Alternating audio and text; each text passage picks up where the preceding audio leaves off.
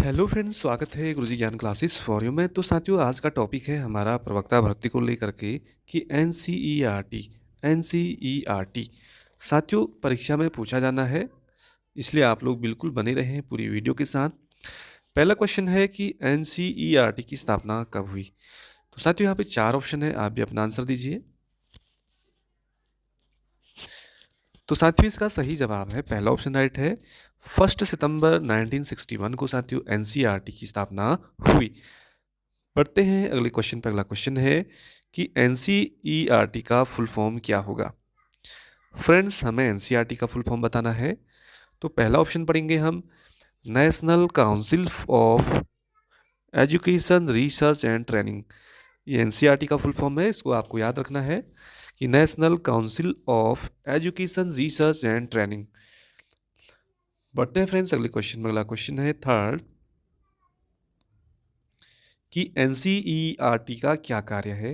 देखिए, पहला कार्य है स्कूली शिक्षा के विभिन्न स्तरों के लिए पाठ्य पुस्तकों का निर्माण करना। बिल्कुल सही बात है।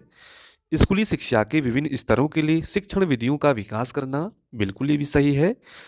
तो साथियों, इसका उपरोक्त दोनों विकल्प बिल्कुल सही हो जाएंगे। बढ़ते हैं फ्रेंड्स अगले क्वेश्चन पर। अगला क्वेश्चन है, निम्नलिखित में एनसीईआरटी के घटक नहीं है कह रहा है। तो देखिए, पहला ऑप्शन है राष्ट्रीय शिक्षा संस्थान, ये एनसीईआरटी का पार्ट है, बिल्कुल सही है। सेकंड देखिए, केंद्रीय शैक्षिक प्रौद्योगिकी संस्थान सीआईईटी, ये भी बिल्कुल सही है। थर्ड देखिए साथियों, शैक्षिक अनुसंधान एवं नवाचार समिति ईआरआईसी, बिल्कुल ये तीनों साथियों एनसीईआरटी के घटक हैं। लेकिन जो यूजीसी है, इसका अपना एक करिकुलम होता है और यूनिवर्सिटी ग्रांट कमीशन एक अलग संस्था होती है, तो ये इसके अंतर्गत एनसीईआरटी के अंतर्गत नहीं आता है। फ्रेंड्स, हम जानते हैं कि यूजीसी की जो स्थापना हुई वो कब हुई। वो हुई 1956 में, 1956 आपको बिल्कुल याद रखना है। बढ़ते हैं फ्रेंड्स अगले क्वेश्चन पे। पांचवा, भारतीय शिक्षा के शब्दकोश और विश्वकोश की अवधारणा विकसित करना के कार्यों में से एक है। तो फ्रेंड्स, इसका भी जो आंसर होगा एनसीईआरटी ही होगा। बढ़ते हैं फ्रेंड्स अगले क्वेश्चन पे कि निम्न में से किस क्षेत्र में एनसीईआरटी मनोविज्ञान का प्रयोग कर रहा है। तो साथियों, आपने देखा होगा कि सिलेबस को लेकर के पाठ्य पुस्तकों का जो निर्माण है, सबसे महत्वपूर्ण कार्य एनसीईआरटी का ही है। बाकी अगला क्वेश्चन देखिए सातवां, निम्नलिखित किस संगठन में ईआरआईसी एक इकाई है। अभी हमने ऊपर देखा था। तो फ्रेंड्स, ये भी पहला ही ऑप्शन है, एनसीईआरटी की एक इकाई है। अगला क्वेश्चन देखिए आठवां कि एनसीईआरटी के अनुसार स्कूल प्रशासक के लिए प्रथम व सबसे महत्वपूर्ण गुणवत्ता क्या है। तो साथियों, प्रशासक की बात हो रही है तो उसका जो नेतृत्व है, नेतृत्व सबसे ज़्यादा मायने रखता है।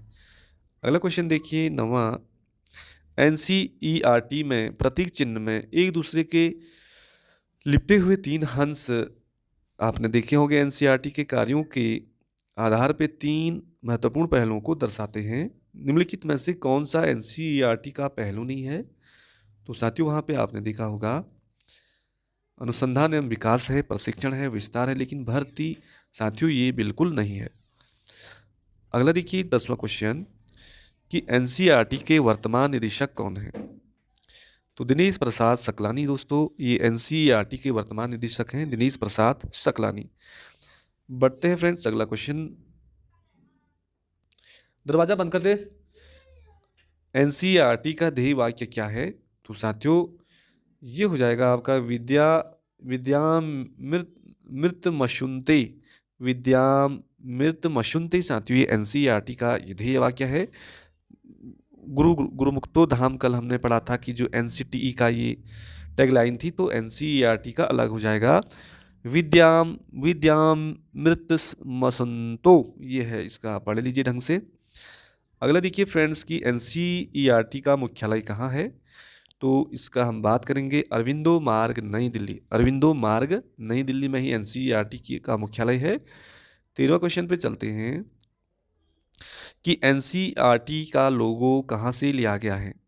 साथियों, जो एनसीईआरटी का लोगो आपने देखा होगा, तो ये लिया गया है सम्राट अशोक के दौर में, तीसरी सदी में एक शिलालेख से लिया गया है। बिल्कुल आप इसको याद कर लीजिए, सम्राट अशोक के दौर में तीसरी सदी में एक विशेष एक शिलालेख से लिया गया है। अगला क्वेश्चन देखिए 14वां, कि एनसीईआरटी की स्थापना क्यों हुई? क्यों हुई साथियों? आप पढ़ोगे इसको तो इसका जो सही आंसर निकल के आएगा, पहला ही राइट हो जाएगा, कि राष्ट्र की समेकित शिक्षा का प्रारूप तैयार करने और भारत की सांस्कृतिक विविधता को ध्यान में रखते हुए पाठ्यक्रम तैयार करने के लिए हुई साथियों एनसीईआरटी की स्थापना हुई थी। तो पहला ही ऑप्शन बिल्कुल आप याद रख लीजिए।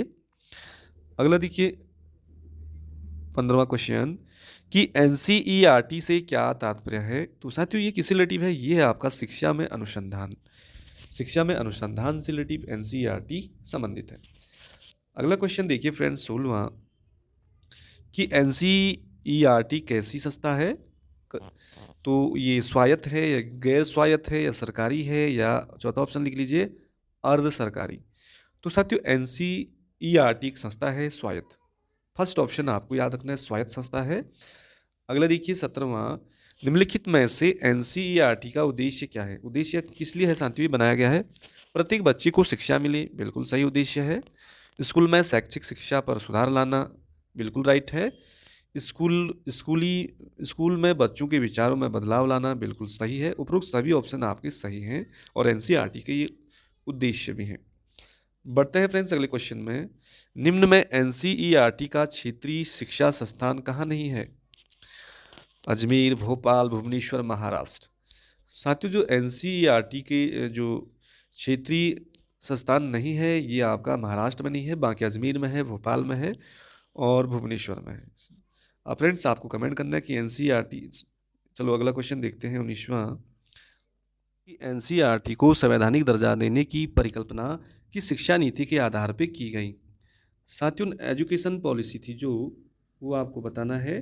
तो इसका सही जवाब है एनईपी 1986 के आधार पर एनसीईआरटी को संवैधानिक दर्जा देने की परिकल्पना की गई। और आखिरी क्वेश्चन है दोस्तों कि एनसीईआरटी को संवैधानिक दर्जा कब दिया गया? परिकल्पना तो की गई एनईपी 1986 में, बट उसको दर्जा दिया गया आपका 1993 में, 1993 में। तो फ्रेंड्स एनसीईआरटी से रिलेटिव ये 20 क्वेश्चन हो गए हैं। आई होप आपको पसंद आए होंगे। और कल हमने जो एनसीटी के बारे में भी पढ़ा, तो इसी तरह से साथियों हमारे टॉपिक आते रहेंगे, चाहे उत्तराखंड हो, चाहे हिंदी हो, चाहे हमारा सीडीपी वाला जो शैक्षिक अभिवृद्धि से रिलेटिव हो। तो आप इसी तरह से तैयारी करते रहिए। Thank you, bye bye.